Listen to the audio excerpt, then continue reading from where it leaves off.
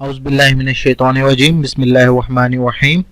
My name is Talha Najeeb and आप सबको अपने चैनल पे वेलकम करता हूँ। बिफोर डिस्कसिंग ओवर टॉपिक, आप सबसे गुजारिश है कि प्लीज़ सब्सक्राइब के बटन को क्लिक कर लें ताकि जो भी अपडेट्स हो वो आप तक बवक्त पहुँच सके। आज का हमारा टॉपिक है disease control. There are been fantastic progress in the area of the health and the disease। जैसा कि हमने प्रीवियस टॉपिक में डिस्कस किया था कि बायोलॉजी का मैन काइंड के ऊपर जो इफेक्ट है वो बहुत ही फैला हुआ है। इसमें जो हम मेजर चीज़ें डिस्कस करते हैं वो है preventive measures, vaccination, immunization and drug treatment and gene therapy. So first of all हम आते हैं प्रिवेंटिव मेजर्स। ठीक है, there are advance in the biological sciences have provided us information about the causative agents of the disease and their mode of transmission।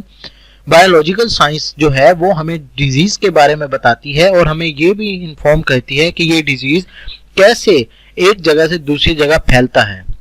For instance the AIDS acquired immune deficiency syndrome is caused by HIV human immunodeficiency virus and it's spread through the free sexual contact।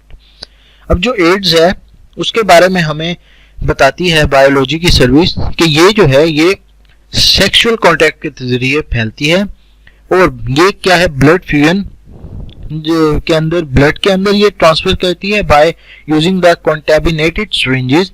और ये जब एक mean इंसान को ads है और उसको हमने कोई इंजेक्शन लगाया है तो वही इंजेक्शन वही सिरिंज जब हम दूसरे को किसी को लगाएंगे तो उसके अंदर ये ट्रांसफर हो जाएगी फौरन।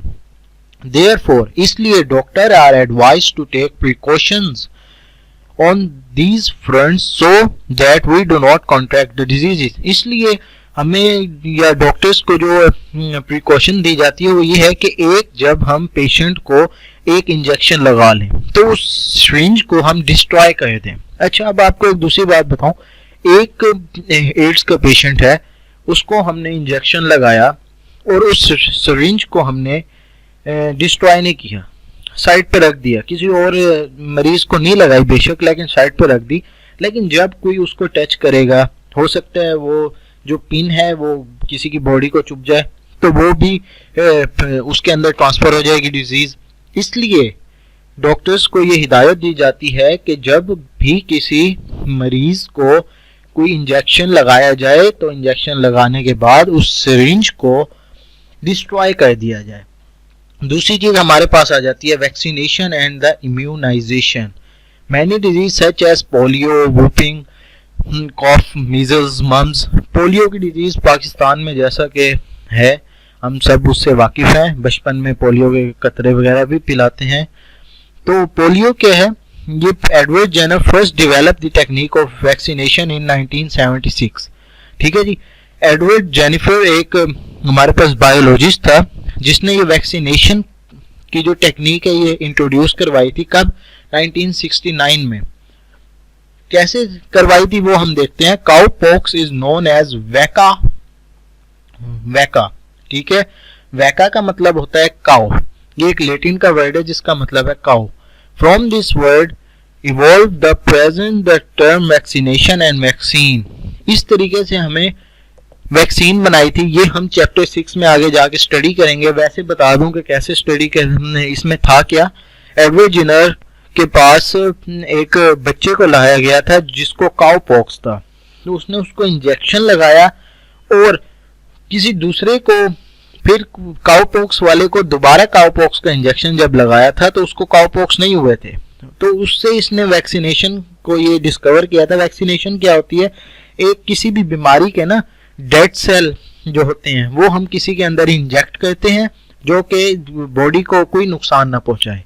तो बॉडी के अंदर जब वो डेड सेल जाते हैं तो बॉडी ऑटोमेटिकली उसके खिलाफ इम्यूनिटी प्रोड्यूस करती है।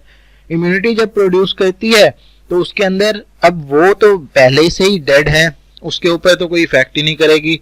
बॉडी बेशक इम्यूनिटी प्रोड्यूस कर दे लेकिन उसको कोई असर ही नहीं होगा ना ही, क्योंकि वो नुकसान नहीं पहुंचा रहा।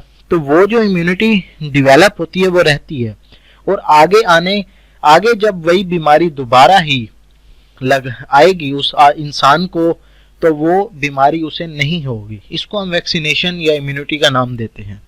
ठीक है, ये जो पोलियो के कतरे हमें पिलाते हैं वो पोलियो की वैक्सीन होती है। वैक्सीन कैसे, वो पोलियो के जर्म्स होते हैं इतने डेड हुए हुए कि जैसे ही वो हमारी बॉडी में जाते हैं बॉडी उसके खिलाफ इम्यूनिटी प्रोड्यूस कर लेती है। अब जो इम्यूनिटी प्रोड्यूस करती है वो उस पोलियो के तो किसी काम के नहीं है, वो आने वाले वायरस के लिए कि आने वाले वक्त में हमें पोलियो वायरस ना हो, इसलिए वो हमारी बॉडी के अंदर पहले से ही वो इम्यूनिटी मेंटेन होती है। ठीक है जी, नेक्स्ट हमारे पास आ जाता है drug treatment and the gene therapy. If a person becomes sick with disease he is subjected to the action of antibiotic which can kill the bacteria। अगर किसी बंदे को कोई बीमारी हो जाती है, वो बीमार है, किसी डिजीज है उसको कोई, तो एंटीबायोटिक्स देते हैं डॉक्टर उसको ताकि उसके जो जर्म्स हैं बैक्टीरिया के उसके अंदर वो खत्म हो जाए। The antibiotics are however useful in bacteria and that only when bacteria have not developed the resistance to the antibiotic। ये भी तब होंगे सिर्फ जब बैक्टीरिया अभी इतनी ताकतवर नहीं होगी कि उस एंटीबायोटिक से ज्यादा ताकतवर हो। अगर अभी कम स्टेज पे ही बैक्टीरिया ने किसी को के ऊपर हमला किया है तो उसको हम एंटीबायोटिक्स दें तो बैक्टीरिया खत्म हो जाएगा और वो बीमारी भी खत्म हो जाएगी। In cancer radiotherapy and chemotherapy are also used. In radiotherapy, cancerous part is exposed to the short wave from the radioactive material at the regular interval. In Pakistan, there are several centers are carrying out the radiotherapy to control the cancer. Chemotherapy consists of administering the certain anti-cancerous chemicals to the patient and the regular interval. Radiotherapy क्या होती है कि radiations के जरिए हम cancers के जो sales हैं या कैंसरस पार्ट है उसको ख़त्म करें, और जो कीमोथेरेपी है वो इंजेक्शंस के जरिए जो होती है। ठीक है, these chemical may kill both cancerous and the normal cells. और ये जो कीमोथेरेपी होती है ये बहुत ही ज़्यादा एंड स्टेज पे दी जाती है। कीमोथेरेपी मीन ये भी एक खुद जहर होता है। इसको मोस्टली स्टडी करें तो हमें आता है कि ये बिच्छू या कोबरा के जो जहर होते हैं उससे ये कीमो इंजेक्शंस बनते होते हैं। अब देखें बिच्छू या कोबरा का जहर कितना खतरनाक है, तो वो कभी कभी बीमारी को मारने के साथ साथ जो ठीक ऑर्गन भी है हमारी बॉडी का, ठीक सेल है, उसको भी ये डिस्ट्रॉय कर जाते हैं। Recently a new technique has been developed to repair the defective genes. This consists of the isolating the normal gene and inserting into the host through the bone marrow is called the gene therapy। अब इस factor को overcome करने के लिए gene therapy की हुई है, यानी कि जो एक जीन है बीमारी वाला उसको निकाल के उसके जगह हम कोई हेल्दी जीन डाल के उसको बोन मैरो के अंदर ट्रांसप्लांट कर दें।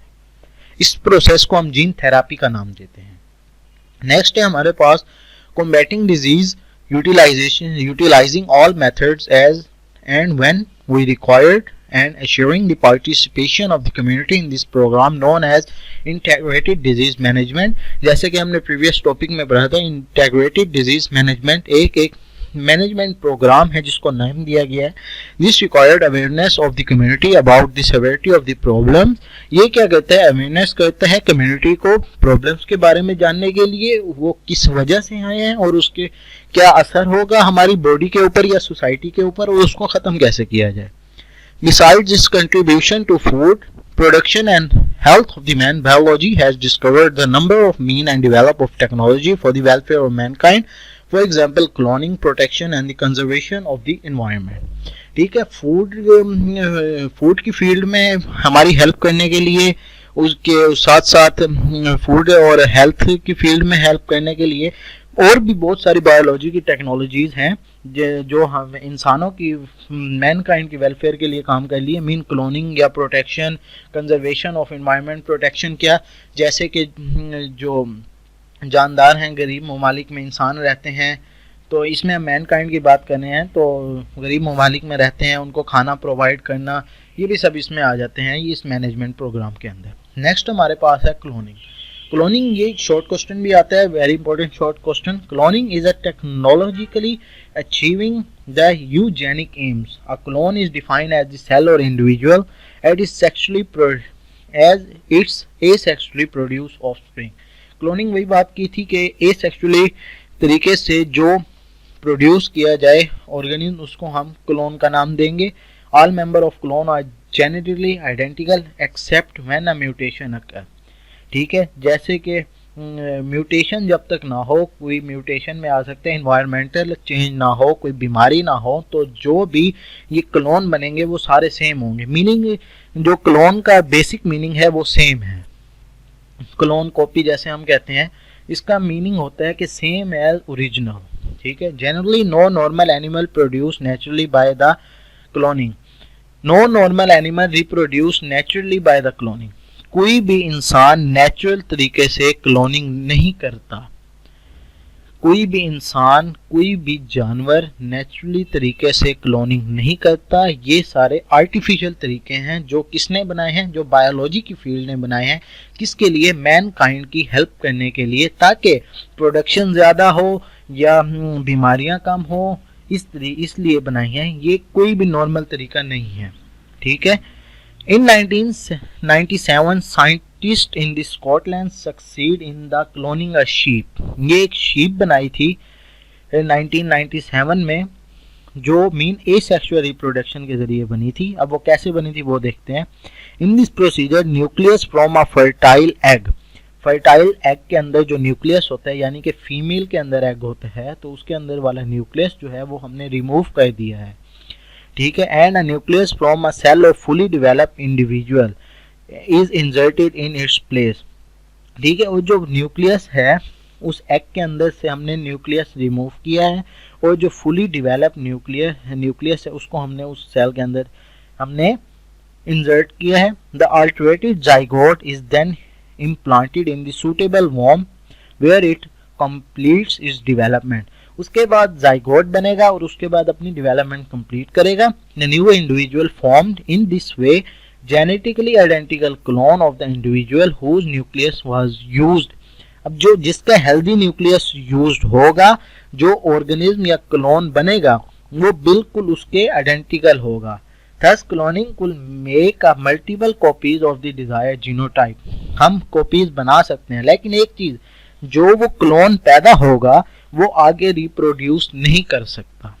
ये बात जहन में रखिएगा, जो क्लोन के जरिए जो भी चीज प्रोड्यूस होगी वो आगे रिप्रोड्यूस नहीं कर सकेगी। Another type of cloning is division of a single egg or embryo into one or more separate embryos. This is the same process normally created the two identical twins. इसमें वही बात आ गई है कि एक ही सिंगल एग के अंदर जो न्यूक्लियस होता है उसको हम और सेपरेट एम्ब्रियोज में डालें, तो वो ऐसे हो जाएगा जैसे आइडेंटिकल ट्विंस जुड़वा बच्चे होते हैं वैसे ही बन जाएंगे, क्लोन की कॉपीज बन जाएंगी। Offspring from this type of cloning are generally identical but carry chromosome from each of two parents. ठीक है ना। This type of cloning has already used to produce the genetically identical cattle and the other forms. Cattle देख रहे हैं हम आजकल new नस्ल्स की ये आ रहे हैं, कैटल्स गाय और या भैंसें वगैरह, तो वो भी इसी तरीके से प्रोड्यूस हो रही हैं। ठीक है। Man is likely to adopt cloning technique for commercial production of valuable animals of known as the pedigree such as the horses. अच्छा जी, ये पेडिग्री किसको कहते हैं? पेडिग्री मीन खच्चर। खच्चर कैसे? जब हम मेल हॉर्स है और फीमेल डोंकी को हम जब करते हैं, ब्रीड करवाते हैं, तो उससे ये पेडिग्री, जिसको हम इनफर्टाइल म्यूल कहते हैं, वो बनते हैं। लेकिन वही बात कि ये आगे हमारे पास नहीं कर सकते रिप्रोड्यूस, ये आगे रिप्रोड्यूस नहीं करेंगे। At some places, scientists are making attempt to clone human embryo, which they believe can serve as transplant donor. This is a lot of controversy on this issue as to whether human cloning should be attempted or not. बहुत सी ऐसी जगह हैं जहाँ पे human, अभी तक ये जो जितने भी तजर्बात किए हैं ये जानवरों के ऊपर या प्लांट्स के ऊपर कर चुके हैं, लेकिन ह्यूमंस का नहीं हुआ।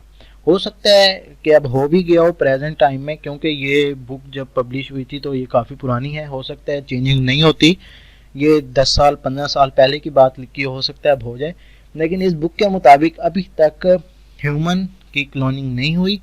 बाकी हो सकती हैं, एनिमल्स की भी हुई हैं, प्लांट्स की भी हुई हैं, लेकिन ह्यूमंस की नहीं हुई, और साइंटिस्ट ट्राई कर रहे हैं कि ह्यूमंस की क्लोनिंग भी वो करें। सो आज का हमारा टॉपिक यहीं पे एंड होता है। तो काइंडली आप इसको रीड कीजिएगा अगर कोई चीज़ समझ नहीं आई तो ज़रूर हमसे पूछिएगा, इंशाल्लाह आपकी कन्फ्यूजन दूर करेंगे। टेक केयर, अल्लाह हाफिज़।